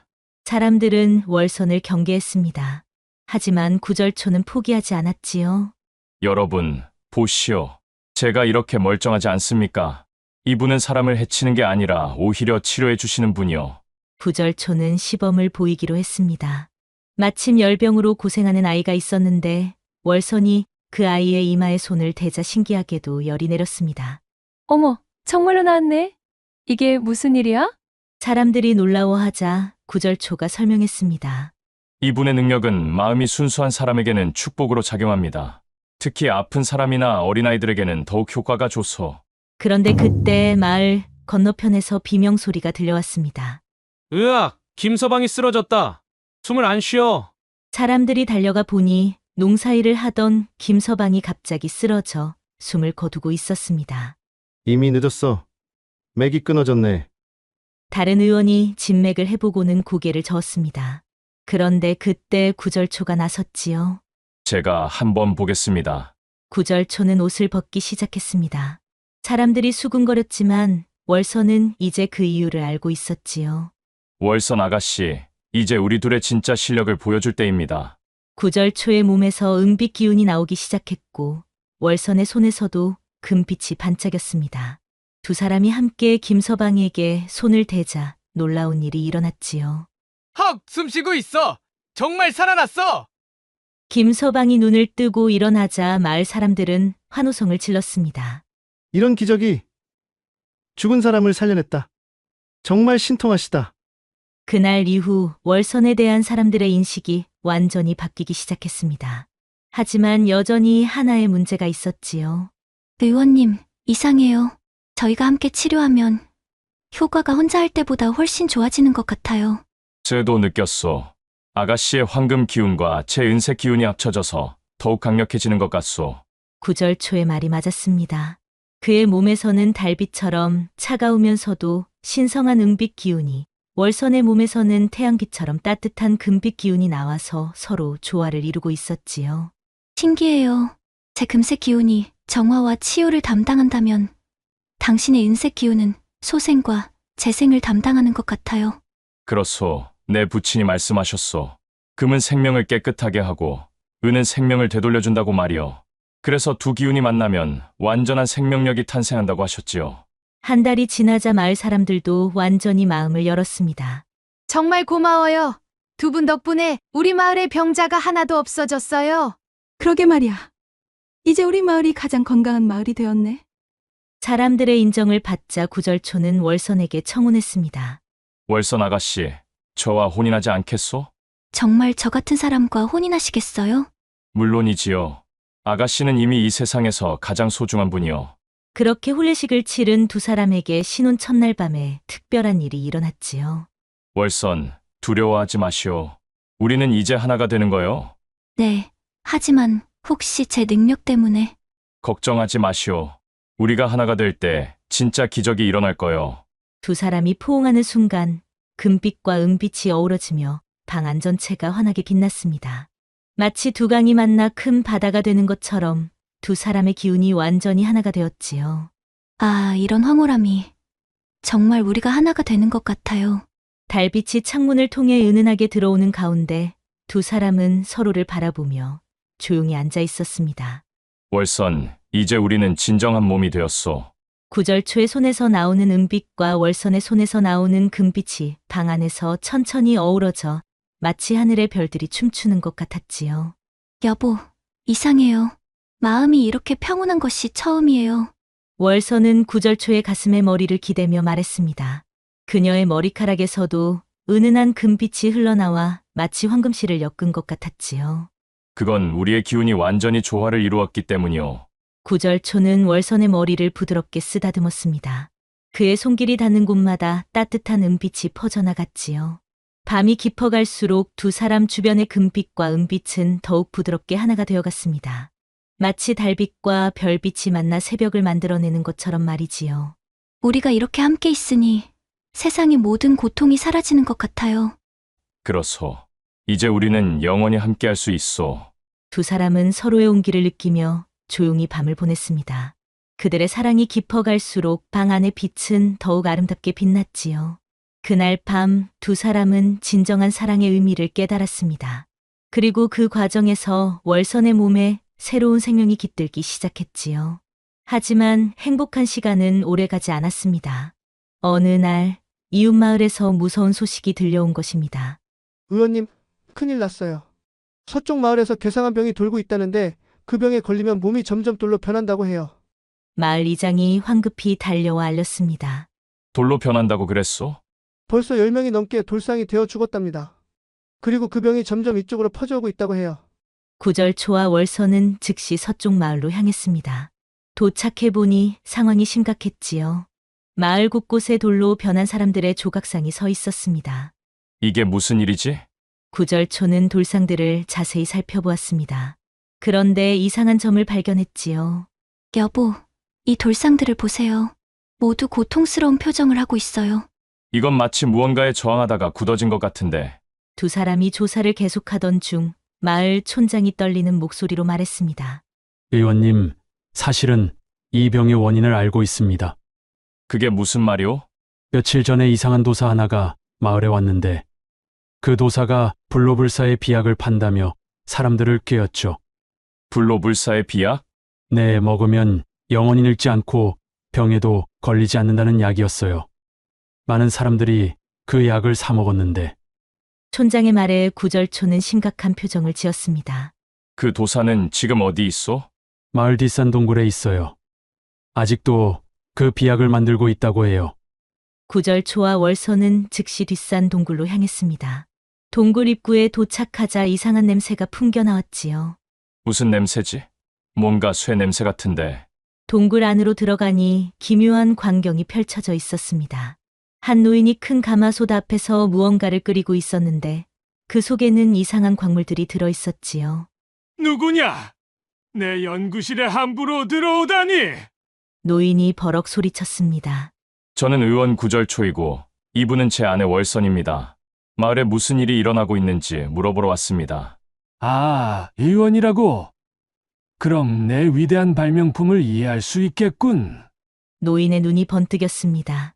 나는 현무도사다. 평생을 바쳐 불로불사의 비약을 연구해왔지. 그런데 그 비약을 먹은 사람들이 지금 모두 돌로 변하고 있습니다. 그건 아직 완성되지 않았기 때문이다. 조금만 더 연구하면 완벽한 비약을 만들 수 있어. 현무도사는 흥분하며 말했습니다. 하지만 사람들이 죽고 있습니다. 죽는 게 아니다.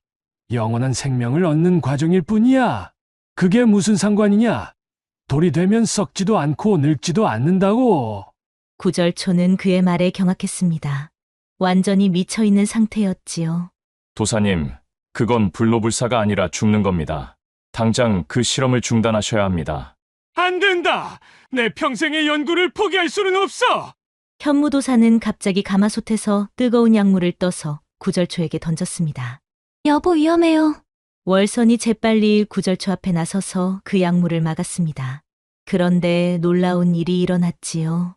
월선의 손에 닿은 약물이 순금으로 변하면서 독성이 사라진 것입니다. 이게 무슨... 현무도사가 당황하는 사이 구절초는 월선과 함께 그를 제압했습니다. 도사님, 이제 그만 정신을 차리시오. 당신 때문에 이미 많은 사람들이 죽고 있어. 아니야. 내 연구는 옳다고. 불로불사는 인간의 영원한 꿈이라고. 하지만 구절초는 포기하지 않았습니다. 그는 현무도사에게 차근차근 설명하기 시작했지요. 도사님, 진짜 불로불사는 돌이 되는 게 아니라 건강하게 오래 사는 겁니다. 그럼 어떻게 해야 한다는 거냐? 제 아내를 보십시오. 아내의 능력은 사람들을 치유해 줍니다. 이것이 진정한 불로불사의 길입니다. 구절초는 월선에게 현무도사를 치료해 보라고 했습니다. 월선이 현무도사의 이마에 손을 대자 그의 혼탁했던 눈빛이 맑아졌지요.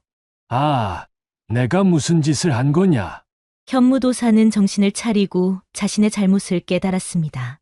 제발 돌로 변한 사람들을 구할 방법은 없소? 있다. 내가 만든 해독제가 있어. 하지만 이것만으로는 부족하오. 현무도사가 말을 주저하자 구절초가 물었습니다. 무엇이 더 필요하지요? 강력한 생명력이 필요해. 돌로 굳어진 몸에 다시 생기를 불어넣으려면. 그럼 저희가 도와드리겠습니다. 구절초와 월선은 현무도사와 함께 해독제를 만들기 시작했습니다. 현무도사가 기본 해독제를 만들고 월선이 그것에 생명력을 불어넣는 것이었지요. 하지만 사람들을 치료하는 과정에서 문제가 있었습니다. 돌로 변한 사람들이 너무 많아서 월선 혼자로는 힘에 부쳤던 것입니다. 부인 괜찮소? 더 하다가는 당신이 쓰러질 것 같소. 구절초는 걱정스럽게 월선을 바라보았습니다.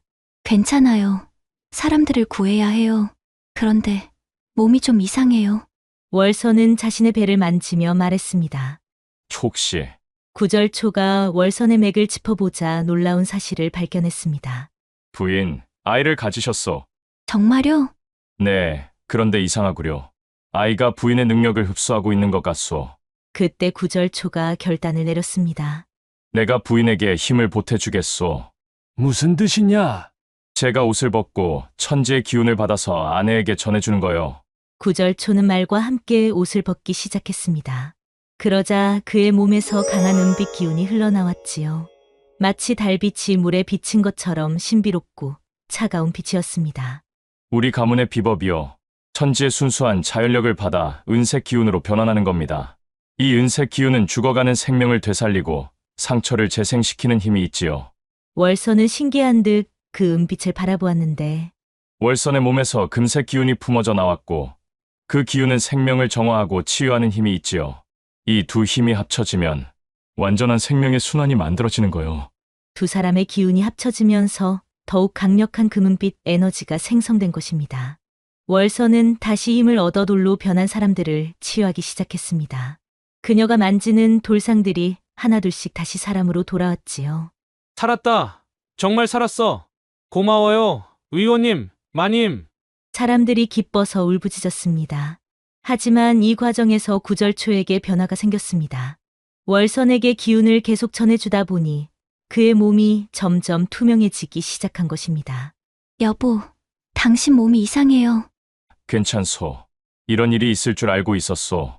구절초는 담담하게 말했습니다. 무슨 뜻이에요? 아버지가 말씀하셨소. 우리 가문의 의술은 궁극적으로 자신의 생명력을 나누어 주어 남을 살리는 것이하고, 특히 은색 기운은 제 생명의 근원이어서 너무 많이 나누어 주면 내가 이 세상에서 사라질 수 있다고 하셨지. 월선은 눈물을 흘렸습니다. 그럼 왜 그런 위험한 일을? 사랑하는 사람을 위해서, 그리고 더 많은 생명을 구하기 위해서요. 아버지도 그렇게 하셨고 조부도 그렇게 하셨소. 이것이 우리 가문이 지켜온 사명이오. 싫어요. 저 혼자 남겨두고 가시면 안 돼요. 걱정하지 마시오. 내가 완전히 사라지는 건 아니오. 구절초는 월선의 손을 꼭 잡았습니다. 우리 가문의 은색 기운은 특별하오. 물질적인 몸은 사라지지만 그 생명의 본질은 사랑하는 사람 안에 영원히 남아있게 되어 있소. 내 기운이 안에 몸 속에 깃들어서 우리는 영원히 하나가 되는 거요. 이것이 진정한 불로불사요. 그 말과 함께 구절초의 몸이 은빛 가루가 되어 흩어졌고, 그 가루들이 월선의 몸 속으로 들어가면서 그녀는 더욱 강력한 치유력을 갖게 되었지요. 여보. 월선은 구절초가 사라진 자리를 바라보며 눈물을 흘렸습니다. 하지만 이상하게도 그의 목소리가 들려오는 것 같았지요. 울지 마시오. 내가 항상 곁에 있잖소. 월선은 자신의 가슴에 손을 대어보았습니다. 정말로 구절초의 따뜻한 기운이 느껴졌지요. 그날 이후 월선은 혼자서도 더욱 강력한 치유력을 발휘할 수 있게 되었습니다. 사람들은 그녀를 금선녀라고 불렀지요. 한편 구절초가 사라진 후에도 뱃속의 아이는 건강하게 자라고 있었는데, 뱃속의 아이가 자라면서 월선은 가끔 구절초의 목소리를 더욱 또렷하게 들을 수 있었습니다. 우리 아이는 정말 특별할 것 같아요. 그렇소. 우리 둘의 능력을 모두 물려받을 테니까. 드디어 아이가 태어날 날이 왔습니다. 그런데 태어난 아이는 정말 신기했습니다. 한 손은 황금빛이고 다른 한 손은 은빛이었지요. 어머, 여보 보고 계셔요? 우리 아이 손이 특별해요. 한 손으로는 병을 낫게 하고 다른 손으로는 죽은 자를 되살릴 수 있을 거요. 구절초의 목소리가 들려왔습니다. 정말 들려요. 당신 목소리가 제 옆에 늘 계셨군요. 나는 항상 당신 곁에 있다고 했잖소. 월선은 눈물을 흘리며 아이를 꼭 안았습니다. 그날 밤, 마을 사람들이 모두 모여 월선과 구절초의 아이가 태어난 것을 축하하는 축하연을 열었습니다. 마님, 정말 고맙습니다. 덕분에 우리가 모두 살았어요. 그런 말씀 마세요. 저희는 그저 해야 할 일을 했을 뿐이에요. 월선이 겸손하게 대답하자 갑자기 하늘에서 구절초의 목소리가 들려왔습니다. 여러분, 이제 제가 떠날 시간이 된 것 같습니다. 구절초의 목소리가 들려오자 사람들은 놀라며 주위를 둘러보았습니다. 이게 어디서 들리는 목소리지? 사람들이 놀라자 월선이 대신 설명했습니다. 제 남편은 이미 신선이 되어 하늘로 올라가셨어요. 하지만 필요할 때마다 저를 통해 도움을 주시고 계세요. 그리고 이 아이가 자라면 아버지보다 더 큰 의원이 될 거예요. 월선은 아이를 보며 말했습니다. 여보, 아이 이름을 뭐라고 지을까요? 그때